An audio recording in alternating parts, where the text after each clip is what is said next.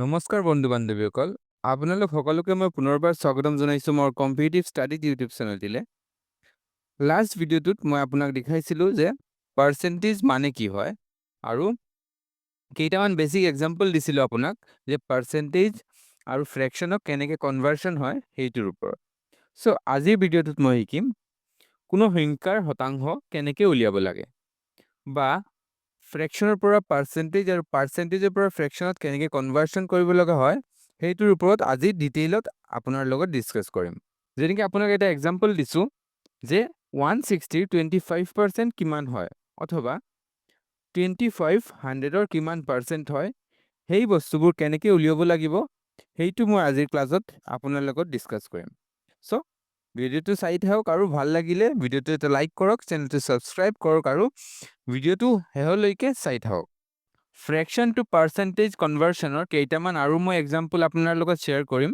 যিবিলাক আপোনাৰ নেক্সট যেতিয়া মই আপোনাক কোৱেশ্চন কৰাম তেতিয়াহে বহুতে ইম্পৰ্টেন্ট হৈ যাব সো প্ৰথমে আছে 1/6 1/6ক মই কেনেকৈ পাৰ্চেন্টেজত কনভাৰ্ট কৰিম হেতু চাই লও সো 1/6 কি হ'ব 1/6ক মই যদি পাৰ্চেন্টেজত কনভাৰ্ট কৰো মই আপোনাক কি কৈছিলো যে ফাৰ্ষ্টত 100ৰ পৰা মাল্টিপ্লাই কৰিব লাগিব সো 1/6 ইনটু 100 কৰিলে কি হ'ব 100 ডিভাইডেড বাই 6 হৈ যাব 100 ডিভাইডেড বাই 6 হৈ গল আৰু এতিয়া 100ক যদি মই 6ৰ পৰা ভাগ কৰো তেতিয়াহলে কিমান বাৰ যাব 16 টাইমছ যাব আৰু কিমান থাকিব ৰিমাইন্ডাৰ থাকিব 4 আৰু তলত থাকিল 6 আৰু কি কৰিব পাৰো যদি মই কাটো 4/2 তেতিয়াহলে কিমান বাৰ যাব 2 বাৰ আৰু 6ক যদি মই 2 এৰে কাটো তেতিয়াহলে 3 বাৰ সো ইকুৱেল টু হৈ গল 16 হোল 2/3% মানে 1/6 যদি মই পাৰ্চেন্টেজত কনভাৰ্ট কৰো কিমান হৈ যাব 16 হোল 2/3% বুজি পাইছেনে আপুনি নেক্সটটো চাও 1/8 ইনটু 100 মই আগতে কৈছো পাৰ্চেন্টেজত কনভাৰ্ট কৰিব হলে ইনটু 100 কৰিব লাগিব সো কিমান হৈ গল 100 divided by 8 so equal to হৈ যাব 12 হোল 1/2% কেনেকৈ হল 8ৰ পৰা যদি মই 100ক ডিভাইড কৰো কিমান বাৰ যাব 12 টাইম 8 ইনটু 12 হল 96 পিছত থাকিল 4/8 মানে 1/2 আপোনাক দেখাই দিছো এনেকৈ হল 12 হোল 4 থাকিল আৰু তলত 8 4ৰ পৰা যদি মই 8ক কাটো কিমান বাৰ যাব 2 টাইমছ সো ইয়াৰ পৰা আহিল 12 হোল 1/2% একেদৰে 1/9ৰ পাৰ্চেন্টেজ ভ্যালু কিমান হ'ব এইটো আপুনি কমেন্টত জনাব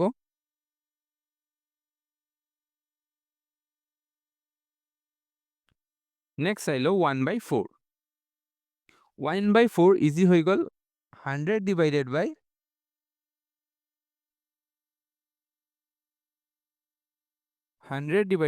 4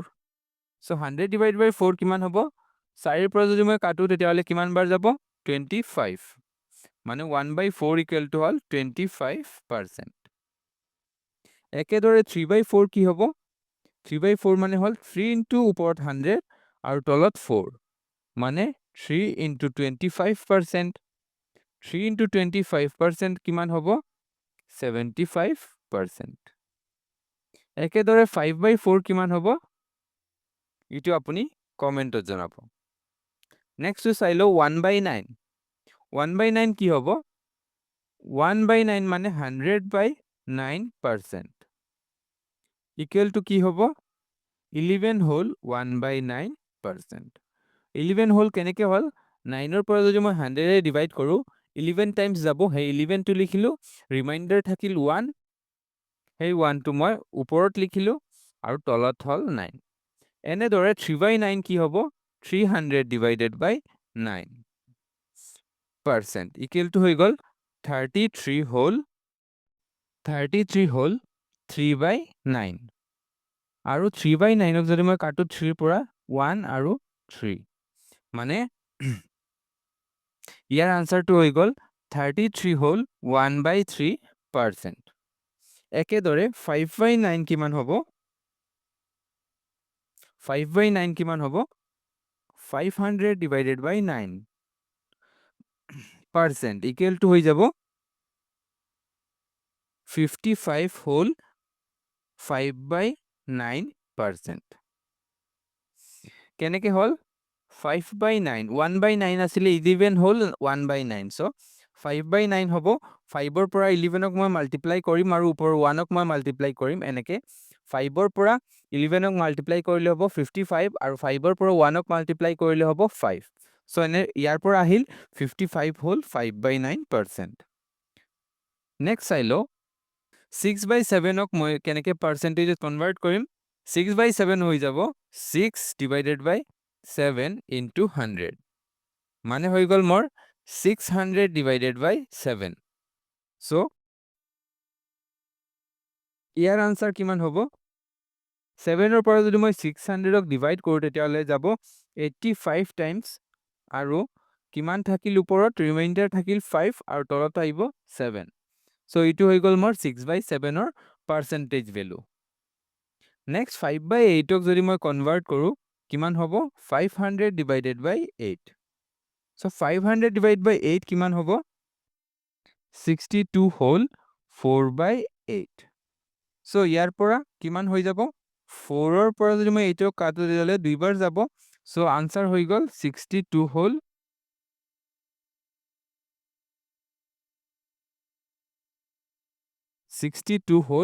1/2%।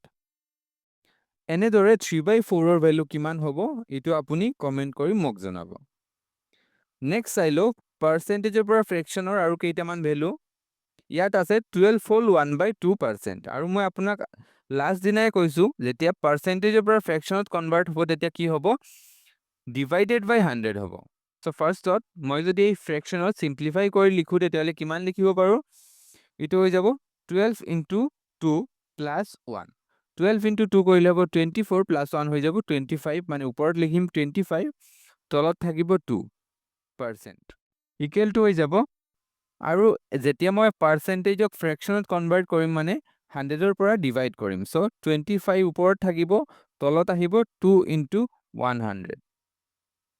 মই 100ৰ পৰা ডিভাইড কৰিলো, so ইয়াতে আহিব 25/200 আৰু 25ৰ পৰা 200ক যদি মই কাটো তেতিয়াহ'লে কিমান বাৰ যাব? 8 বাৰ, so আনসাৰটো হৈ গ'ল 1/8। নেক্সট হ'ল 11 হ'ল 1/9%। 11 হ'ল 1/9% মানে হ'ল 100 divided by 9%, ইকুৱেল টু হৈ যাব ওপৰত 100 আৰু তলত 9 into 100, so 100ৰ পৰা 100ক কাটা যাব, থাকিব অকলে 1/9, মানে 11 হ'ল 1/9%ৰ ভেলু হ'ল 1/9। একেদৰে 16 হ'ল 2/3%ৰ ভেলু কিমান হ'ব? ইয়াক এই ফ্ৰেকশনক যদি মই সিম্পলিফাই কৰি লিখো তেতিয়াহ'লে ইয়াৰ আনসাৰ আহিব 3 into 16 48 plus 2 50, 50 divided by 3%, so year next আহিব 50 divided by 3 into 100। কেনেকে? মই পাৰ্চেন্টেজ দুটা হ'ব হলে 100ৰ পৰা ডিভাইড কৰিব লাগিব, so 50ৰ পৰা 100ক যদি মই কাটো তেতিয়াহ'লে 2 টাইমছ যাব,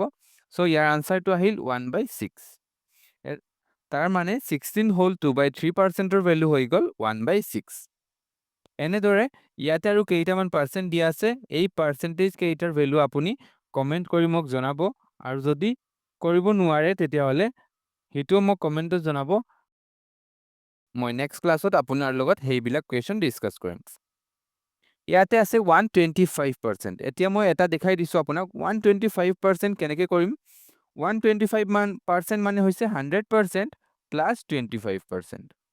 so ইয়াতে 100%ৰ ভেলু কিমান হৈ গ'ল? 100%ৰ ভেলু হৈ গ'ল 1 plus 25%ৰ ভেলু হৈ গ'ল 1/4,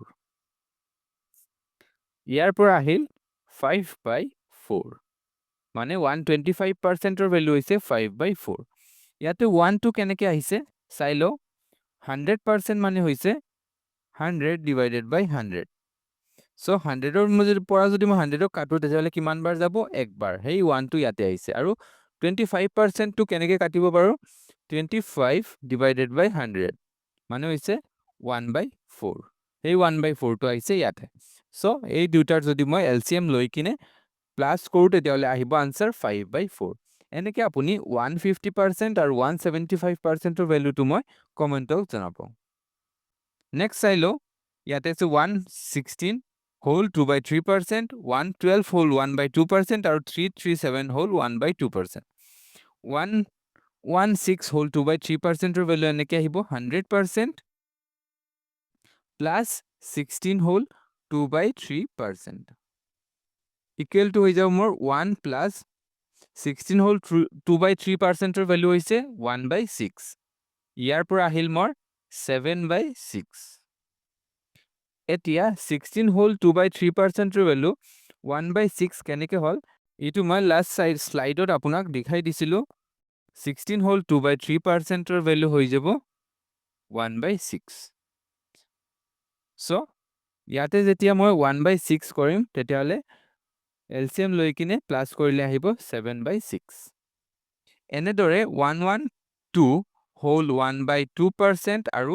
337 whole 1/2% ৰ ভ্যালু আপুনি হোমৱৰ্কত ঘৰত কৰিব সো এতিয়া ফাৰ্স্ট কোৱেশ্চনটো চাও 80 meter is what percent of 5 kilometer মানে হৈছে 80 meter 5 kilometer কিমান শতাংশ সো ইয়াতে ফাৰ্স্টত যদি মই চাও ইয়াতে আছে মিটাৰত আৰু ইয়াতে আছে কিলোমিটাৰত সো মই জানো 1 kilometer equal to কিমান হয় 1000 meter so 5 kilometer equal to কিমান হ'ব 5 kilometer হৈ যাব 5000 meter সো আপোনাক খুদিছে 80 meter is what percent of 5 kilometer যোনটো আপোনাক দিয়া আছে হিটো ওপৰত লিখিম মানে 80 টো মই ওপৰত লিখিম তলত লিখিম 5 কিলোমিটাৰ মানে 5000 মিটাৰ আৰু মাল্টিপ্লাই কৰি দিম যেহেতু আপোনাক খুদিছে পাৰ্সেন্টেজ শতাংশত সেই কাৰণে ইনটু 100 সো 0 0 0 0 0 0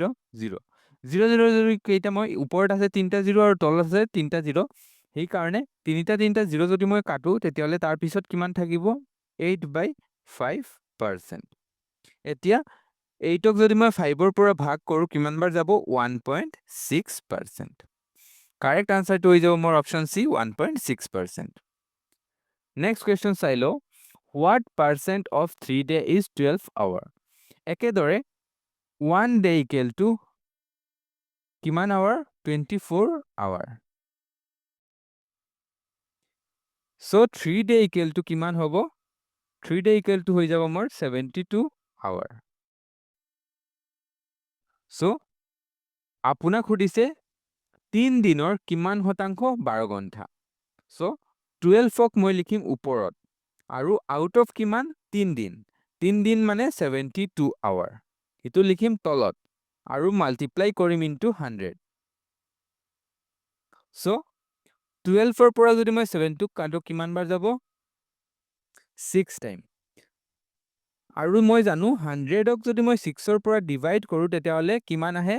16 হোল 2/3%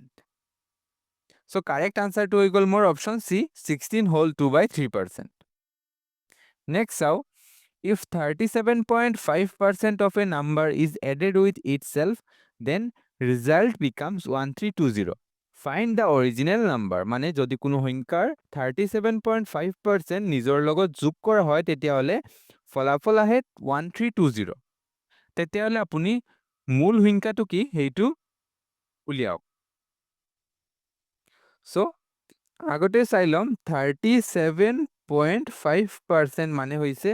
কিমান ইটো যদি মই ফ্ৰেকশনত কনভাৰ্ট কৰো তেতিয়ালে আনসাৰ আহিব 3/8 সো 3/8 ৰ হৈছে নাম্বাৰটো হৈছে মূল নাম্বাৰটো হৈছে 8 আৰু তাৰ 37.5 হৈছে 3 তাৰ মানে 37.5 যদি হেই নাম্বাৰটো লগত যোগ কৰো মানে 3 plus 8 যদি যোগ কৰো কিমান হ'ব 11 হেই 11 ৰ মান আপোনাক দিয়া আছে 1320 তেতিয়াহলে 1 ৰ ভ্যালু কিমান হ'ব 1320ক যদি মই 11ৰ পৰা ডিভাইড কৰোঁ কিমান আহিব